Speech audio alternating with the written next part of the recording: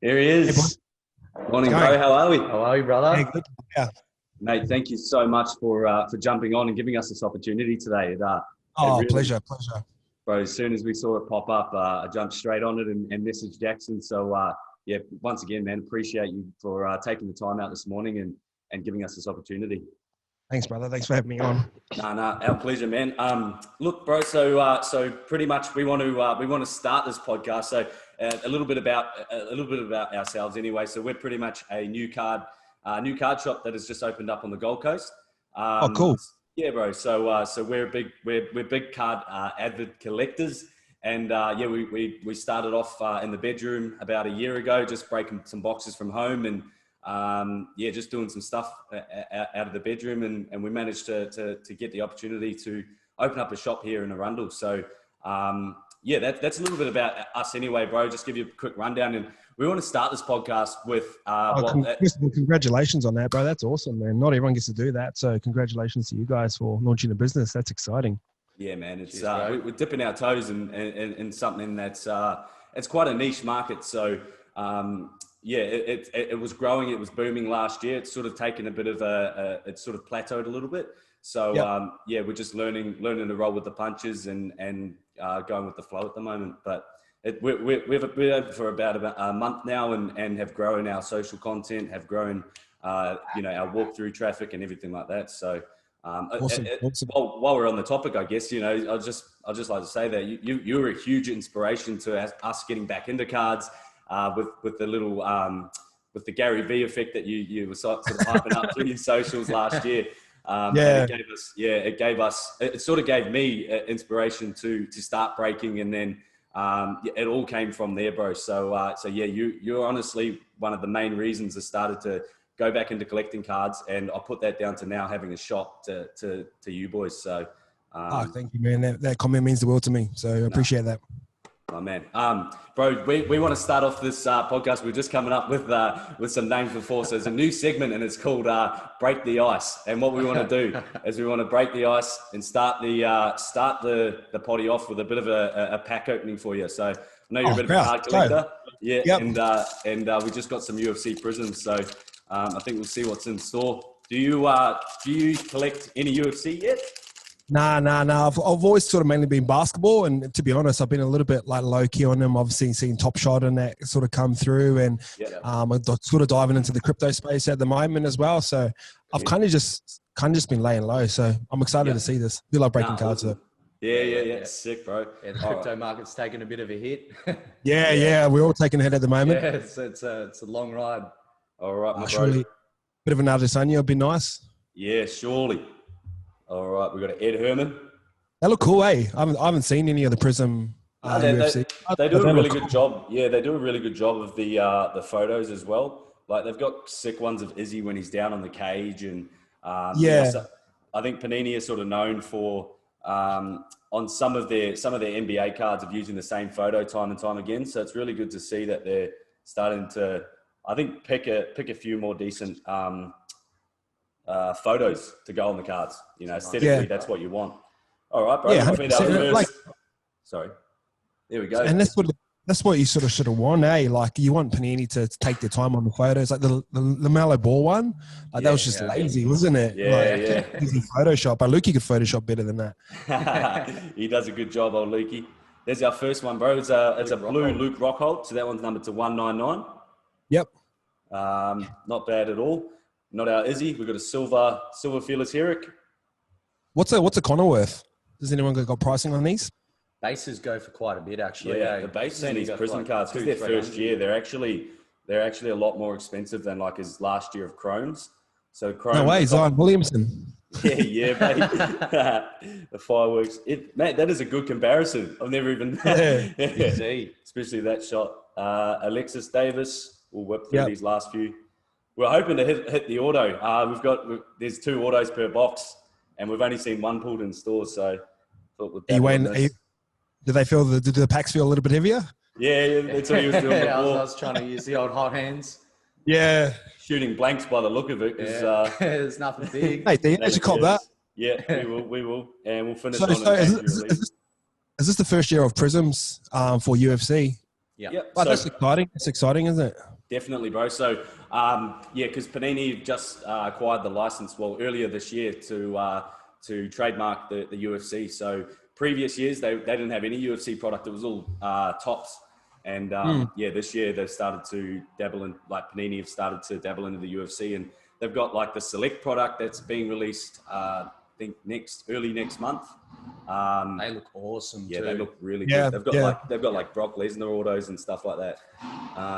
Crazy. Yeah. So some pretty cool things and exciting things in the card side of, in the card world when it comes to the MMA scene as well. So do you think you might eventually dabble into the UFC, or not just sit on crypto and NBA?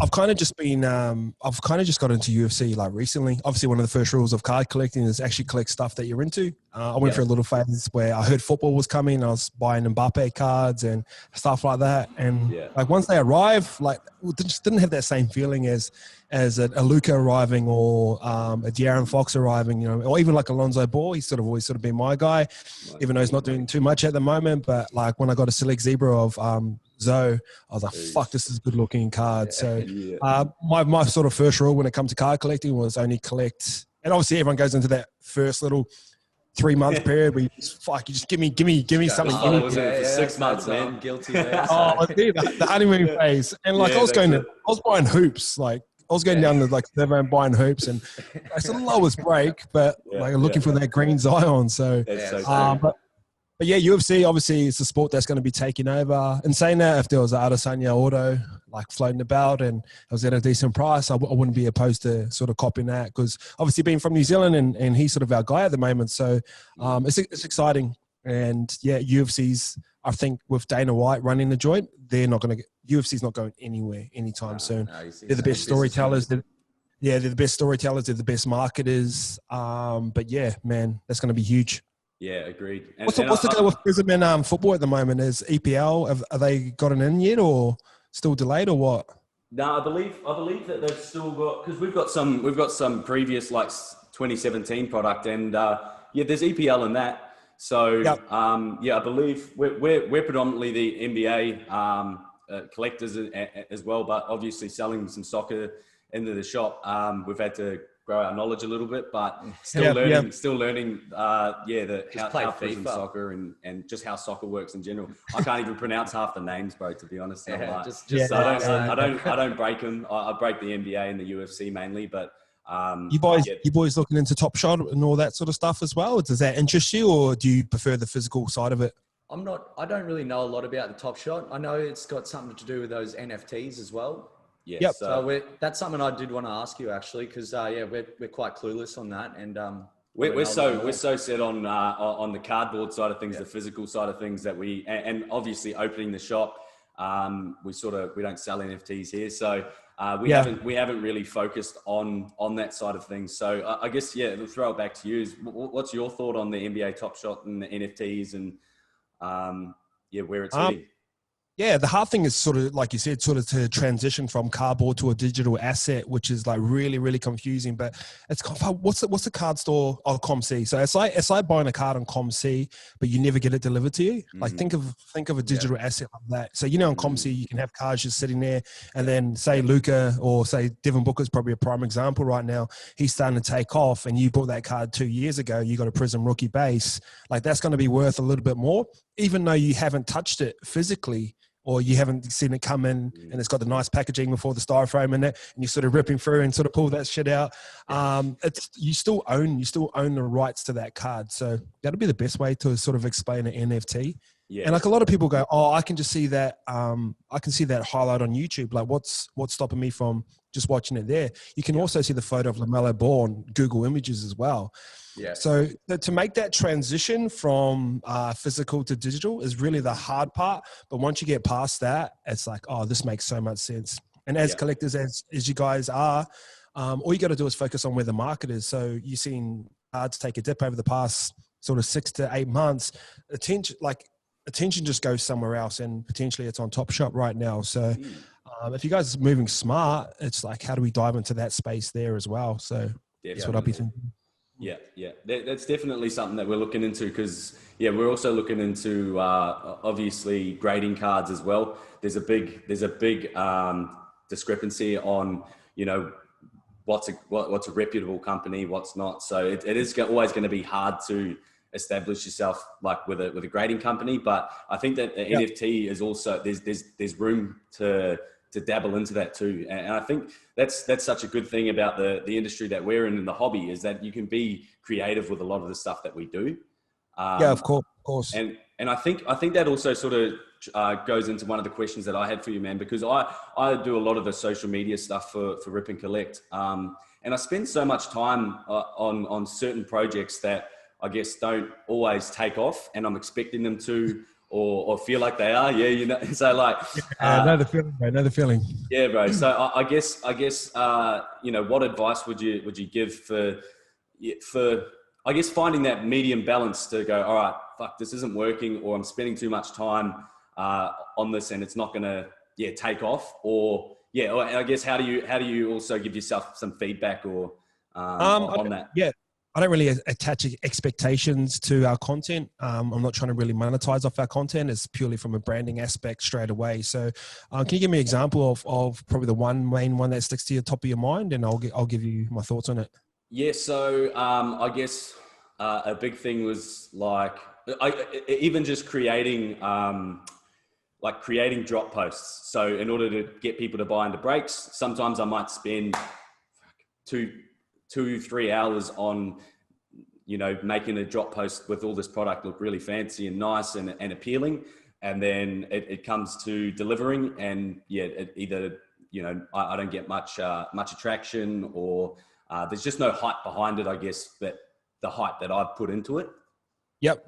So, I sort of know the feeling, and I went through similar things when I was like, I used to cut 8-hour vlogs. Like, took me 8 hours to cut a 5-minute vlog together, and I was like, oh shit, I'm not really getting the like. So I know it's a little bit different when you're attaching money to it and you're trying to get it, but you got to think of a better system of how is it comes down to better planning, better systems where you know exactly when you're going to drop over the next month or two, and maybe you just allocate a day to doing all the content, like, you know what I mean, instead of going, oh, we're dropping tonight at 6 p.m. Shit, let me spend 2 hours. Now you might time block yourself a little bit better. You're like, all right, we drop every single Wednesday, so on the first Monday of every month I'm going to spend 8 hours doing all my content for that, so when it comes time to that, I can drip feed it. So you've got your main post that you are going to post, but I think the thing with social media right now, especially Instagram, everything should be built through your stories. You think the average person on Instagram only spends at least in 1 second on a post, and you've got to capture them straight away. And if your post has got too much writing on top of it, it's going to fuck up your algorithm as it is. So I would try and build characters. Like, the reason you're talking to me is because we've built characters within YKTR, Jackson, Lukey, Scope. Like, that's not, I'm just not doing this willy-nilly. This is fucking strategy. So what we try and do is try and personify everyone within the company, and then people buy off people. Like, I had a guy inbox me today. He goes, hey, bro, I just bought a T-shirt off you because you replied to my DM. Like, that's – so instead of you spending 2 hours on a post, maybe you spend 2 hours DMing people. Yeah. So that's – in my mind, that's a better use of time. So we're going through it now. We're trying to scale up, and a lot of our content takes too long to make, and we make a fuckload of content. I'm like, how can we chop this down in half? And one of the things we are going to do is, like, every month we've got a style. So – like, for the month of July, every post is going to look like this sort of style, so everyone can sort of just like roll into the system and copy and paste it. You know what I mean? And it streamlines everything. So time blocking will be a really good thing for you guys. I think planning out would be a better thing for you guys. And then I think allocating your time towards community would probably be the best thing for you guys. Like, replying to people, comments. Q&As are always a really good thing. How many podcasts have you guys done?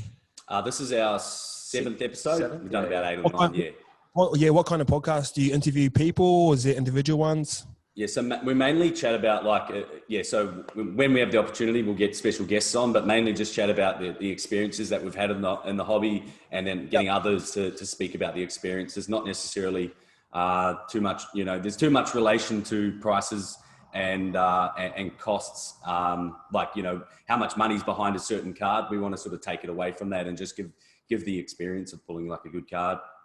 Yeah, and that's one side of it as well. But then there might be a demographic that actually enjoys seeing the money side of it as well. So there's people that are in it like us that are nostalgic as fuck, and we used to collect cards when we were younger.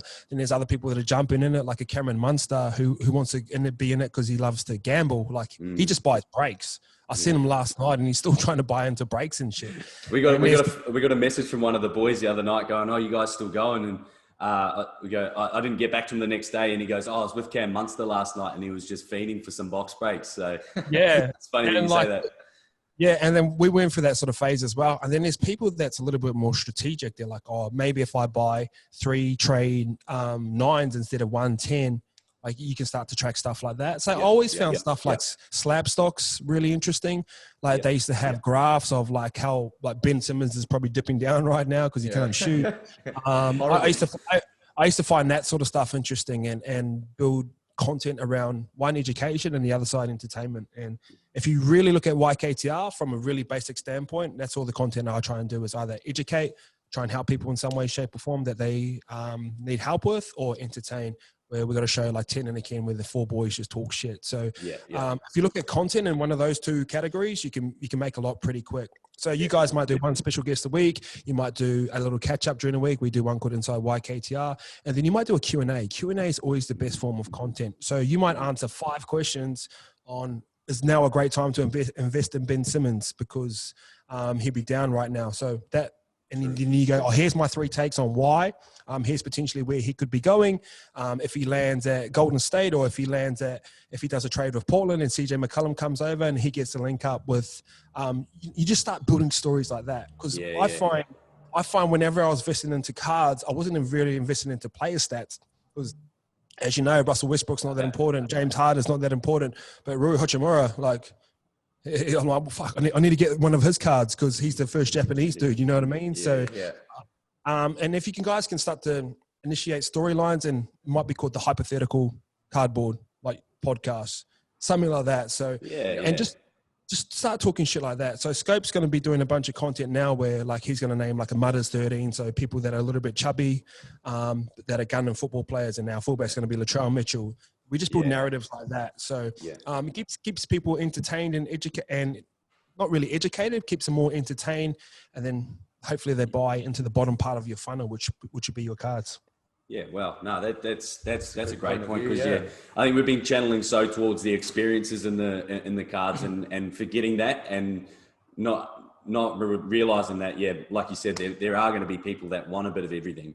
So not just channeling it. A lot of people are jumping in for the investment side as well. So exactly.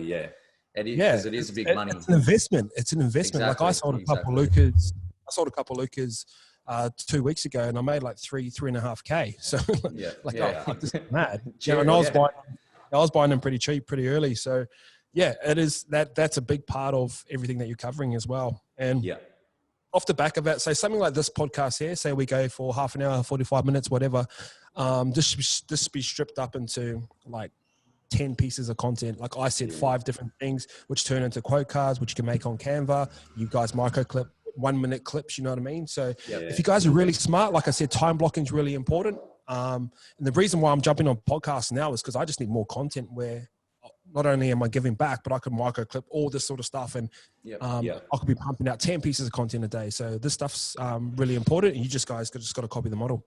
For sure. No, I appreciate it, Ice. I guess we'll go back towards a little bit towards collecting. You mentioned Fox, Zoe, a little bit of Luca. Who else or what other cards did you sort of back last year strongly? And who have you got now? I sort of had this theory where, like, obviously when we all come in, we're just trying to grab whoever we can. And you hear like Devontae Graham and I'm like, fuck, I'll just buy 10 Prizm, like stuff like that. So one thing I learned is to not, and Warren Buffett talks about this, is like not to get emotional when it comes to money. Like if you can't control your emotions, you can't control money. So the theory that I had by the end of it is like, I'm just going to have 50 cards max. And then if I want to buy a new card, I had to sell one of my other ones. So say my portfolio was roughly worth, like, I think at the time it was worth about $25,000. If I wanted to get maybe I would sell 3 Devon Bookers to get like a Luca 10, you know what I mean? So that was kind of my strategy that I started to come up with just on my own, because I found myself just going like break, and breaks are fucking fun, and you can get the big wins off the breaks, and it's a great marketing tool. But like I found from an investment standpoint, like that's what I'd be tracking if I was like, hey, here's my portfolio at the moment. It's worth 25,000. After a week, it's gone up because like Joel Embiid just killed it, or he said something on social media, or LeBron James is going Horton Tucker, like just a rap on Twitter. So that was sort of my sort of strategy. But in terms of people that I was holding, Booker had a couple KDs, like really basic, had a like blank slate that I just got rid of not too long ago. And it was a 9.5, and I pulled it out of a break as well, which is even better. De'Aaron Fox, he was the first really guy that I PC'd. I don't know, it's just something about his uniform that really like, I think the purple just sort of pops. Yeah. Your man Gary V also PCs him. Yeah. Does he? Yeah, we spoke to the Cherry Collectibles boys, and they when he came in the store, that's how they got him in the shop, as they were sending just pics and heaps of pics of Fox cards. They called it the Gary V trap, I think. And surely enough, his manager seen it, and they managed to get him in shop. I think I've got a 9.5 Select Zebra, which is probably my favorite. It might even be a 10, bro. So, and I remember like when I was PCing him, I was like, yeah, cool. Like this is the one card that I actually wanted, and it's my favorite card. But yeah, I've got it at home somewhere in the safe. Sick. Yeah, nice. So, I need him to get out of Sacramento though. He's freaking killing me. Yeah. Those Kings are no good. Did you have another? Sorry, bro. Just quickly running through those questions, because we had a couple of viewer questions. One of the viewer questions was from Cherry asking who you PC, but another one from the boys, Larry McLaren, said he wants to know your favorite YKTR drop of all time. Favorite drop? Yeah. You obviously got the tennis club as well coming up tomorrow. I'm pretty excited for that. Yeah, that's cool. Man, do you know what? I can't really, like, we move sort of so quick. I don't really attach myself to the clothes and stuff as well. True. Man, I think our hoodies at the moment are like elite. Like no one's sort of making, and everyone's going to copy it sooner or later. We've taken our time to sort of, it's taken like 3 years to get to this point where we're at in terms, and it's like, if you think about it, it's a fucking piece of fabric with a hood on it. Like how special can it be? And even like, because I was buying YKTR when you guys were first dropping, and the quality of the shirts, like I've still got the shirts at home, and I can still wear them out at any time. And that's kind of like I'm friends with the guy who runs BSC as well, and he made his tights. They're actually up in the Goldie, and they made their tights so good that like people would still rock them 8 years after. So it kind of wasn't always the best thing as well. Like it's good for the customer, but not great for business. But yeah, in terms of favorite piece, honestly, I don't really have one, because we drop every 2 weeks, and like I'm designing for March next year. So like my mind's so far ahead in terms of developing products. So I know what we're going to be making soon, and it's going to be so much better than what we're dropping now. Shouldn't really be saying that, but that's where my mind. So by the time like, stuff drops, so everyone frothed over that Fanta hoodie, like that had been sitting in my office for like 6 months. So I'd seen it every day. So I was like, by the time it come out, I was like, I've seen that. I'm already like designing for summer. So and you guys would sort of understand this as well. It's like trying to plan for the future, trying to sell what you've currently got, and then trying to get rid of the excess stock that you don't need anymore. And that's sort of the balance of business, and that's where I'm at right now. So, but in terms of product development, in terms of what we're making, it's going to get a lot better. Like I've got a mentor that's helping me out, and like the quality of shit's just going to go up and up and up. And people, like, I don't want to talk bad about another business, but if you grab our stuff against businesses that are perceived to have a higher value for it, and you touched it, like, and to be honest, we're getting made in similar factories. Like if I'm giving away like full secrets and stuff. But people, like a lot of people don't take it seriously because we've come from a football background, and we're not fashion designers, and I never put myself in that category, but man, we're making some pretty cool shit at the moment. For sure. That's what I was going to quickly ask you as well. Was your Fanta hoodies probably one of the most successful drops, because they sold out so fast? Yeah, speed. Like all our hoodies at the moment are really selling out pretty quick, especially with basic branding on it. Like, simple. Say tomorrow we'll do a tennis club, and it looks cool, but like it does look a little bit YKTR, doesn't really. But we sort of found that like our basic branding and it's built off the back of content. We have so much content that's coming out to you guys, and very similar to that philosophy of, is it education, is it entertainment? And by the time it comes time to sell, like, I don't know, you could put something probably random in front of it and see how it goes. We're dropping like a lime green hoodie in about 2 weeks. So that'd be a good pretty test of like where we are as a brand. People will cop a lime hoodie. So we're testing the market. Yeah, I'll cop one. Yeah, I copped some of those. I copped some of those lime tech, the tech project socks. Oh yeah, I love tech. I love this tech project. That was like, I spent so much time on the product development of that, but it was just me at the time. I didn't have any staff, and I just kind of got outworked and ran out of energy to sort of run 2 brands at once. But I missed the design philosophy off the back of that. It was very like Hong Kong and Japan inspired, and I just didn't quite nail it. But it's probably one of my biggest lessons. Would you dabble back into it? No, we're doing sportswear, but it's going to be under YKTR. Probably launch that roughly around Jan. It's going to be super basic. I've already got the marketing campaigns mapped out in my head, which I'm super excited about. Off the back of that, we've got Gil stuff dropping as well. It's called She Knows. Oh, very same. That's cool. Yeah, That's cool. Same design for business philosophy. Want to get Gil content creators coming in and creating podcasts and shows and build pretty much how we built YKTR, but for a female demographic, and then do the same thing for the fitness space as well, where it's not so much about influencer base, like, all right, we've got a new fitness wear, like I want to tailor like the average guy, like you guys going for a run in YKTR, now going to work, or the tradie getting up, finishing work, and like that's our market, and that's where we want to stay. So I understand our market, it's just attaching the right product and content towards that. Yeah. Did you find your market along the way, or did you? Because I know that you sort of created what the culture that you've got, I guess. But yeah, did you find that you still had to drop certain content towards your demographic to keep it growing, or we're kind of counterintuitive. Like we just sort of put our flag in the ground and like, if you like it, come to us. If you don't, like that's cool. And like we only ask people to buy, like it's very Gary V, like the jab, right hook. Like we'll give you so much content in the meantime till we drop. But then when we drop, we're like, oh, if you guys do want to support, that's great. If you don't, that's cool. Like keep watching the content. Like we don't really give a fuck. We're going to keep moving anyway. And we sort of found that people gravitated towards us. But the biggest part was sort of transparency. Like whenever business was going bad, I'd be sitting in front of the camera like, hey guys, I fucked up. We've had some really big fuck ups, but I've always sort of been the first one to front it. And I think that transparency is like really rare within business right now. It'd be a lot more common because that's the way it's going to be. A lot of people hide behind their companies and emails and aliases and like staff. And if you're the captain of your ship and even if your staff fucks up, you got to be the one that front it. So, and that's always been big with us. And I think people really resonate with that as well. Definitely. Yeah, I think we're still going through our growing pains at the moment. But what's the biggest pain that you've got?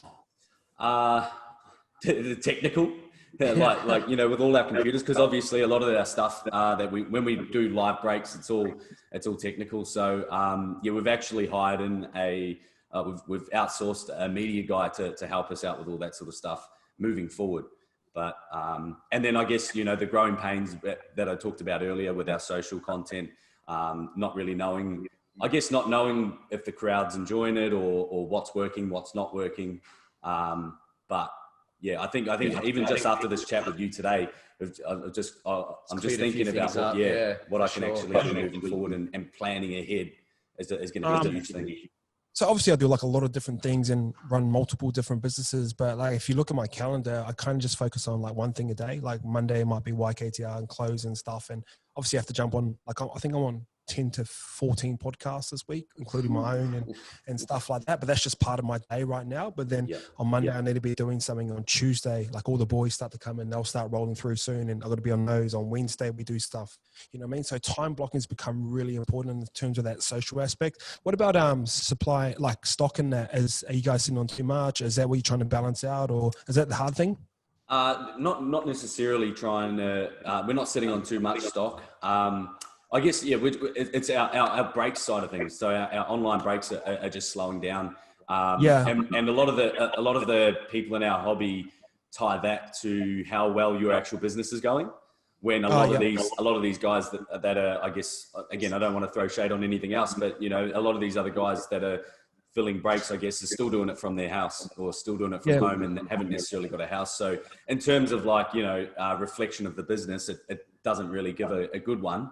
But it obviously, it helps us. I think it will help our content grow if we can break more regularly, because then we've got more cards to post on socials, and which is that what content people want to see as well. And I think the biggest lesson from today is like you buy from other people as well. So the more that both you guys can get in front of a camera and become familiar with your customer, like the average in e-commerce, it takes like 20 touch points for someone consider buying off you. And we do touch points in a lot of different ways. Like, oh, look, there's YKTR there. Oh, look, there's YKTR here. So subconsciously you're always seeing it. And while I'm trying to give you value or while I'm trying to make you laugh, even though you might not buy a hoodie from us, someone else might buy a hoodie from you. So I think personal branding while documenting is always like a really cool thing. Like if boxes come in, that should be content. If someone comes in and breaks, can we do this live? Q&As, bro. That's the type of stuff that not so much about cards, more so about personnel, but that's how you sort of grow, and that's how you can go pretty quickly. Have you guys looked into any subscription models underneath what you guys can do? Yeah, so we've just started to, again, our media guys looked into that because we've just relaunched a new website, and on the new website you can subscribe. Yeah, you can subscribe and become customers. So so that we have their email, name, number, all that sort of content, but. One sort of thing that we do, and we do it really well, is mystery boxes as well. So if you guys got a bunch of like excess cards, but there's always got to be a value proposition within that. So there might be a Luca 9 that's available. And I knew that Cherry done that after. I wouldn't say that we started it, but we definitely did not start mystery boxes. But even the 4-point collectibles boys as well, sort of push them in towards that sort of advice where you can get rid of excess stock. Without being on sale, but you got to have something in there. It's like buying a lotto ticket. You can win $1 million and people will start to buy it. So those types of moves can be really good. That doesn't really devalue your brand as well, because you're seen as giving value to the customer as well. So stuff like that's pretty good. Even like kids mystery packs and things like that too, like having the smaller stuff for the smaller demographic and the young kids, because a lot our shop attracts a lot of the young kids. We've actually got an indoor basketball court here. We've got like a gaming lounge. We've got a few different things like that where a lot of the kids come in. So I think also having something for them, like you said, knowing your crowd. It's not the way that we want to be moving forward all the way, but we still want it to be a complete for everyone, really. So so kids can shoot around. Dad can we've got a sports bar here as well, so Dad can have a beer. Kids can shoot around. How big's your place, bro? It's pretty big, bro. Yeah, we'll give you.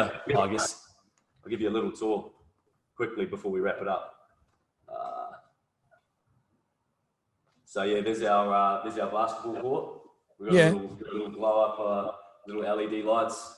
We've got a TARDIS. So in that TARDIS in there, bro, you break your own cards, and there's a camera for customers to see. There's the bit of the shop, all the stock. There's a singles table over there. We've also got a Pokemon cabinet, and there's a second ed box in there. Sealed second ed box. Sealed second edition box. So without pulling the camera out of the computer. But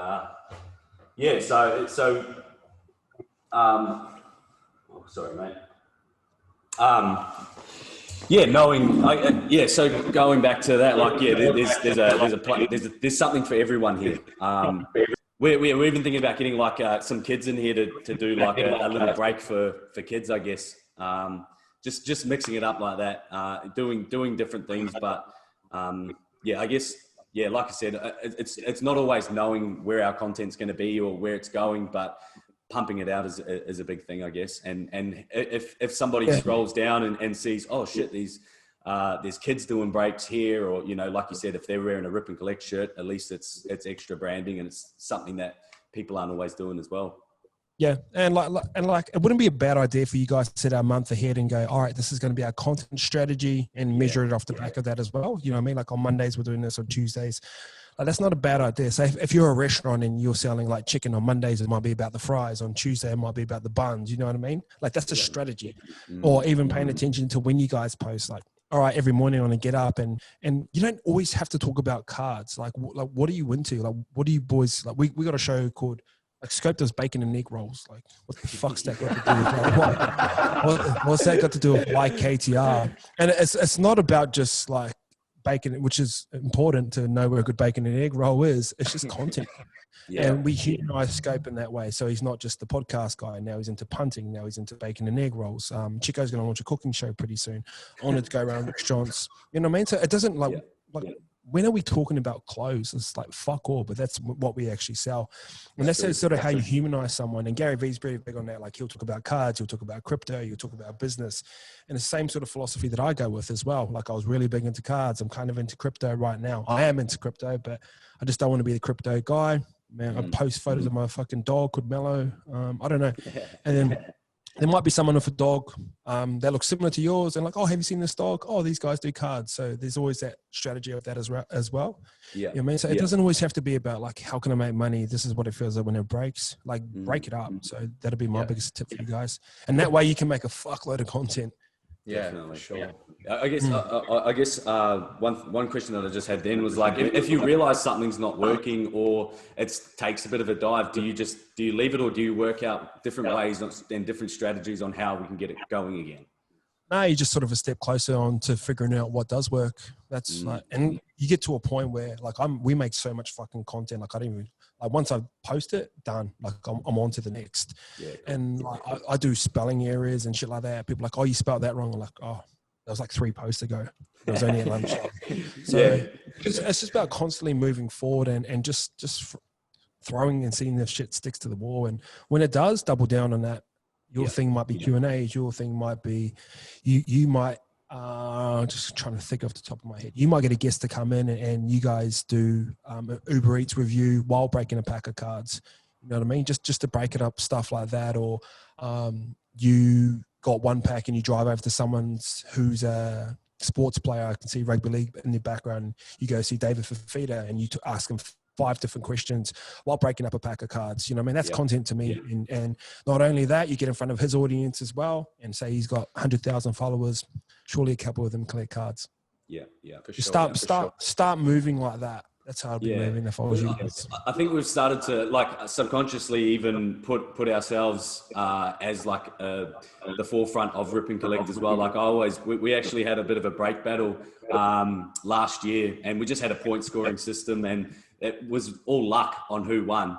And we ended up winning and we took the whole 4 Point Boys vibe of ski goggles and cigars and everything.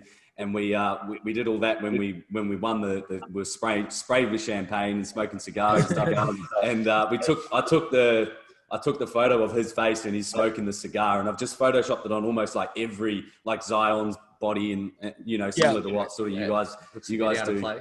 Yeah, and everybody absolutely loves it, and that is a big feedback that is a lot of feedback that we get back, just saying that people love, not necessarily seeing his face, but love that we can do that to our brand as well, and building it behind it.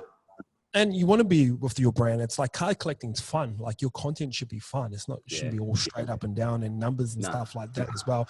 And that's sort of where we're lucky with YKTR. Like all the boys have kind of been in trouble with the law, or like Skate was in the paper a couple of weeks ago. But because we're not a brand that really takes ourselves too seriously, we can kind of get away with that. Like I wouldn't let it slide all the time, but kind of part of our DNA. And once you build that into your DNA, and you put your flag in the ground and you go, this is who we are. You're either with us or you ain't, which is cool. We're just going to keep moving anyway. And you'll find you create a community. But once you got that community, it's time you got to nurture that community. You got to get repeat customers. You got to provide fan experiences and stuff like that. And it's just rinse and repeat. Yeah, cool. One of the last questions I wanted to ask you, bro, was what was a pinch me moment where you had to pinch yourself and go, fuck, this is actually, I guess, big news or a big experience that you've had? Like a lot of people will see the sellouts, and like, obviously when you sell out, you obviously understand there's money coming in as well. But man, I've had some pretty cool DMs over the course of 4 years in the game. Some are built around Silverside and how just making content has stopped them from doing that. One of the ones, there was this 17-year-old, she was a Muslim chick that got a black hoodie for her birthday, and it was on her 18th birthday. and she was opening it and she started crying, like stuff like that, bro. Like that's awesome. When you ask that question, but that, like, and like I said before, hoodie's like a piece of fabric that's cut in a certain way, and you put 4 letters on it, and to think that an tangible product can make someone like affect someone in an intangible way is a pretty cool feeling. So we got some plans that we're launching over the next 3 weeks that I think you guys will really enjoy. And off the back of that, I've just done a podcast called Random Acts of Kindness, and that's going to be built into YKTR pretty soon as well. So pay attention to what we're doing over the next couple of weeks, and there's going to be some pretty cool content coming around it. So I'm excited for that. Awesome, bro. I just got one quick question for you. It seems like you said you dabbled into the old crypto. What coins are you holding? A lot of built around. So here's my philosophy. I go Bitcoin 70% or 60%, 20% on Ethereum. I believe in the blockchain, and the altcoins I'm buying is anything around decentralized finance. So if you want to dig into crypto, look up decentralized finance. DeFi is what they call it. The main 2 coins there, Uniswap and Chainlink. Uniswap, got a bit of that. Yeah, so Uniswap, Chainlink, and I'm buying a bit of ADA as well, Cardano, because the guy who was part of Ethereum has gone on to build this without its weaknesses as well. So just those, to be honest. I don't dive into meme coins or anything like that. No Doge? Nah. No, do you know what I did? I did. I lost a bit of money. Yeah, so like, and it reminds me of cards. Like the lessons I've learned from cards, you carry over to crypto as well. And probably taking a step back and doing a bit of study on who you want to buy or what coins you want to buy is probably a good idea. And that way you're not just going, fuck, let me just get some random bloke from. He had 2 good games. With a post. Yeah, pretty much. But yeah, decentralized finance is kind of the really interesting one. They said like the first bull run was if you had crypto early, you would have done all right. The next one is obviously Ethereum in 2017. And then DeFi is probably the really exciting one right now. Flow is probably the other one that you guys would be interested in. They're the platform that do Top Shot. And I looked at it yesterday. So they were at $45 about a month ago. They're down to $10 now. So it'd be like you guys invested into, instead of buying cards, you guys invested into Panini. And if cards go up, Panini just goes with it. And one of the examples that someone gave me was, at the moment, like everyone's trying to find the right horse so they can get the big win. So why not try and invest in Randwick, the whole race course? As long as there's races running and there's horses on top of that, Randwick's value is going to go up and up and up. And that's like cards. Cards aren't going anywhere. Collectibles aren't going anywhere. It may move to digital, but something like Flow and being on that platform early, say they move into UFC, like you guys got excited because they're moving into UFC. The same shit's going to happen with Top Shot. Once Top Shot goes into NRL, UFC, EPL is probably the big one, baseball, and you own a part of Randwick Racecourse, you're just going to go up with that. So if I was you guys, I'd be jumping in Flow. Flow. I'll be looking at that today. Good. All right, boys. Awesome, bro. Thank you very much. Thank you so much once again. Nice. Absolute pleasure having you on, bro. And thanks. Thank you. See you later. We'll be jumping on your next drop.